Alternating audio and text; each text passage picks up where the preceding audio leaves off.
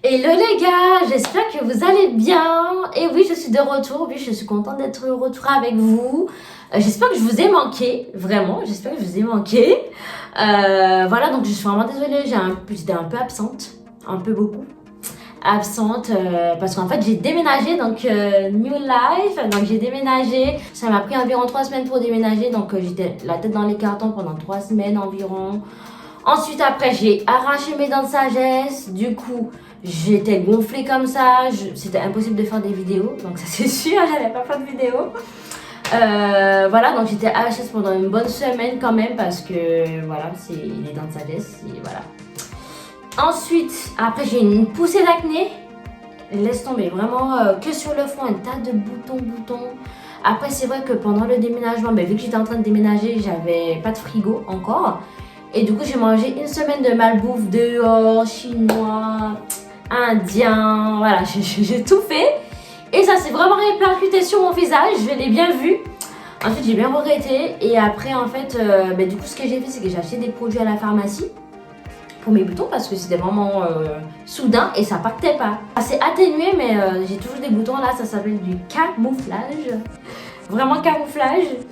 Mais là, si vous avez effectivement des solutions à m'apporter, n'hésitez pas à me bombarder dans les commentaires. Parce qu'effectivement, là, je crois que je vais aller chez la dermato. Je crois que ce que je vais faire, aller chez la dermato, je comprends pas. Voilà donc mes péripéties et les raisons de mon absence. Mais là, je suis de retour. En tout cas, je vais essayer d'être plus régulière. Je suis vraiment désolée. Je vais organiser une FAQ, donc une foire aux questions pour que vous puissiez me poser vos questions, tout simplement. Et ensuite, après, je ferai une vidéo où je réponds aux questions. Par contre, je voulais le faire sur YouTube, mais c'est trop compliqué sur YouTube, c'est pas possible non plus. Donc, ce que je vais faire, je vais l'organiser sur mon Instagram. Vous pouvez dès à présent aller jeter un coup d'œil sur mon Instagram juste ici. Je vais faire plusieurs sessions pour la foire aux questions. Je ne sais pas encore c'est quelle date que je vais faire pour la session de foire aux questions. Mais voilà, n'hésitez pas également à poser des questions sur la vidéo. Comme ça, je vais l'intégrer également dans la vidéo, même si c'est pas sur Instagram, parce que je sais que tout le monde n'a pas Instagram. Donc, n'hésitez pas effectivement à poser vos questions en commentaire. Je suis vraiment désolée, j'ai pas de micro, mon micro s'est cassé. Du coup, j'espère que vous allez bien m'entendre, que ce ne sera pas trop désagréable pour vous. Voilà, donc c'est pour ça aussi les péripéties de mon absence. Les minutes qui suivront seront destinées au pH du cheveu. Donc pour celles et ceux qui souhaitent savoir un peu plus, mais vous êtes au bon endroit au bon moment. Et du coup, on va voir ensemble c'est quoi le pH de nos cheveux. N'hésite pas à t'abonner également. Voilà. Allez, let's go.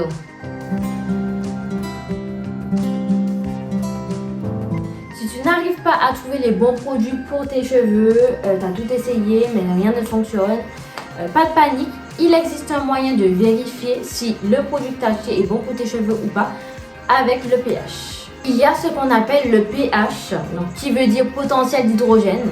C'est la mesure qui détermine si un milieu aqueux est trop acide ou trop alcalin. Donc ça se mesure entre 0 à 14. Et en fait, vous allez me dire, mais quel est le rapport avec nos cheveux? Et moi, je vais vous dire, écoutez, ça permet de voir quel pH nos cheveux ont et quel pH ont les produits que nous utilisons pour nos cheveux. Il faut savoir que nos cheveux sont couverts d'une couche appelée film hydrolipidique. Et en fait, ça hydrate, ça protège le cuir chevelu et des irritations, des bactéries, des champignons. Et ça permet également de réguler, d'équilibrer le sébum de nos cheveux qui est également important. Donc, le pH de nos cheveux peut varier en fonction des produits qu'on utilise et on sait si effectivement c'est trop acide ou trop alcalin pour nos cheveux. Sachez que le pH de nos cheveux est situé entre 3,5 et 5 et ça vous permet de voir si le pH des autres produits s'éloigne des 3,5 et 5 ou au contraire si ça se rapproche des 3,5 et 5. Sur un cheveu très poreux, afin de sceller les écailles, tu peux utiliser un produit dont le pH est compris entre 4 et 5, c'est-à-dire pas trop acide. A l'inverse, pour un cheveu peu poreux, tu peux utiliser un produit dont le pH est alcalin, du coup, et va jusqu'à 7,5. Si tu arrives à ce stade-là et tu ne comprends rien, moi je t'invite vraiment à aller voir ma vidéo sur la porosité dans le i juste ici et tu pourras mieux comprendre ce que ça veut dire poreux, pas poreux, parce que si tu sais pas c'est quoi, effectivement tu vas pas comprendre cette vidéo. Donc regarde celle-là avant et après effectivement reviens pour regarder la fin de cette vidéo. Il est conseillé d'utiliser des produits compris entre 4 et 7, pas au-delà parce que cela peut créer des démangeaisons, des irritations, des pellicules, toutes sortes de choses. Donc vraiment respectez 4 et 7 pour celles et ceux qui n'en peuvent plus. Voilà, j'ai une petite graduation pour vous expliquer davantage. Donc ça va de 5 à 7. Donc j'ai pas celle qui va de 0 à 14. Mais voilà, j'ai de 5 à 7. Donc un produit inférieur à 7, donc c'est un produit acide, va fermer les cuticules de vos cheveux et ça va donc pas prendre l'hydratation. Et lorsqu'il est trop acide, donc inférieur à 3, ça va vraiment toucher la structure de vos cheveux et endommager vos cheveux au max. Donc voilà, c'est ça qu'il faut éviter. À l'inverse, les produits alcalins, donc supérieurs à 7, va ouvrir vos cuticules sans les refermer et donc va pas prendre l'hydratation. Du coup, lorsqu'il est trop alcalin, mais ça va fragiliser vos cheveux, ça va les rendre ternes, secs, cassants, tout ce que vous voulez, ça va prendre l'hydratation. Et du coup, c'est pour ça qu'il faut faire attention que vos produits ne soient pas trop alcalins ni trop acides. Donc, nos cheveux ont un pH qui est compris entre 3,5 et 5. Le shampoing, c'est entre 4 et 7. Et l'après-shampoing, c'est 3,5 et 5. Donc, le mieux, c'est vraiment d'utiliser des shampoings doux avec un pH adapté, donc plutôt compris entre 5 et 6. Donc, pour ce qui permet de vraiment rééquilibrer votre cuir chevelu. Le but est donc d'utiliser des produits qui ont un pH compris entre 4 et 5,5, donc parfait pour nos cheveux, va donc contrebalancer l'action de certains pH trop acides ou trop alcalins. J'espère que vous avez compris. En tout cas, si vous n'avez pas compris, n'hésitez pas à me poser des questions dans les commentaires. Donc j'essaye au max de bien vous expliquer. Dans tous les cas, ce qu'on va faire, on va de suite tester avec les bandelettes de pH que j'ai pour mieux vous expliquer ça en image avec les produits trop acides ou les produits trop alcalins. Alors on va voir ensemble quel pH ont mes produits. Donc j'ai pris plusieurs produits, un antipelliculaire, un lait capillaire, un shampoing, pour qu'on puisse vérifier effectivement quel pH ont mes produits tout simplement. Là j'ai pris le antipelliculaire d'Azayam pour voir s'il est trop acide ou trop alcalin. Donc en fait j'ai pris les bandelettes à la pharmacie. Donc c'est conseillé effectivement de rajouter de l'eau pour faire le test tout simplement.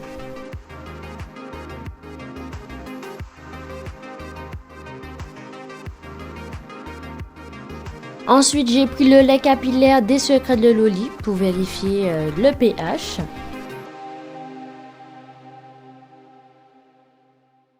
Du coup, en voyant le résultat, je me suis rendu compte que peut-être que les bandelettes que j'ai achetées à la pharmacie ne sont pas les bonnes bandelettes. J'avais demandé au pharmacien, il m'avait dit que oui, ça pouvait le faire, mais je me suis rendu compte que non. Du coup, j'ai essayé avec l'eau seulement pour voir ce que ça faisait. Les bandelettes que j'ai vont de 5 à 7, donc sans doute que ça peut pas vérifier l'acidité mais que l'alcalinité. Donc je pense que c'est pour ça que ça n'a pas fonctionné. Moi en revanche, ce que je vais vous conseiller d'acheter, c'est vraiment ces bandelettes là pour pouvoir vérifier. Vous pouvez les retrouver à 2 € sur internet. Moi je les ai achetés à 6 € à la pharmacie. Donc là on peut voir que l'eau est à 7. L'antipelliculaire est à 6 environ et la crème capillaire à 5. Voilà, donc après je vous dis ça, mais sachez que mes produits sont quand même de bons produits. Azayam, c'est une bonne marque pour les cheveux. Pour celles et ceux qui veulent tester, n'hésitez pas à bien acheter les bonnes bandelettes pour pouvoir vérifier le pH. Moi effectivement j'ai pas du tout le bon. Ça va vous permettre de vérifier le pH de vos produits, de savoir si effectivement vos produits ont un bon pH pour vos cheveux et pouvoir ensuite adapter votre routine par la suite. Voilà, j'espère que la vidéo vous aura plu, j'espère que j'ai réussi à vous expliquer quand même. Voilà, j'espère qu'elle n'a pas été trop barbante. Donc c'était vraiment pour vous faire une vidéo, pour vous montrer qu'il y a des solutions également pour savoir si le produit que vous avez acheté est un bon produit ou pas, en vérifiant avec les bandelettes de pH. Sachez effectivement que moi je vous avoue que je ne le fais pas tout le temps, c'est-à-dire que je passe pas mon temps à regarder tous mes produits si le pH il est bon ou pas. Ce que j'ai fait, c'est que j'ai opté pour les produits naturels tout simplement, et comme ça je sais que c'est des produits sains qui sont sains pour mes cheveux et qui ne vont pas trop les abîmer. Donc n'hésitez pas aussi à regarder la vidéo dans le i juste ici qui permet de voir quels composants sont nocifs. Donc il y a cette possibilité là, vous n'êtes pas obligé de faire à chaque fois avec les pH. Vous pouvez directement connaître les composants et savoir quels composants éviter. Donc j'ai fait une vidéo spéciale pour ce cas là. Voilà, donc j'espère qu'elle vous aura plu tout simplement. N'hésitez pas à commenter, à liker, à vous abonner et moi je vous dis bye bye.